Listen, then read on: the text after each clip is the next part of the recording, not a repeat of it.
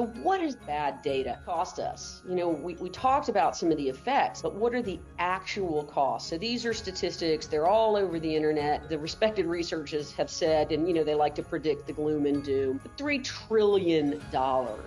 40% of objectives fail due to bad data. And I think a lot of these people that are researchers use this to promote their research, but we all know it's true. You spend a lot of time dealing with bad data. Biggest complaint in a law firm, why can't we just get a good, clean, correct, complete list? It doesn't sound that hard. Why can't I pull a list of our energy clients? And you have to tell them, the CRM isn't magic. It doesn't know that someone's a client just because it's been added. Someone's got to tag that. It doesn't know that they're in the energy industry unless you buy a data subscription or you have your data stewards add that information and tag that. That's not how it works. And, it's just not part of the explanation process, but they get frustrated because it seems so easy, but really there's a lot going on here. And again, one of the other things super important in the last 5 years or so is data privacy regulations.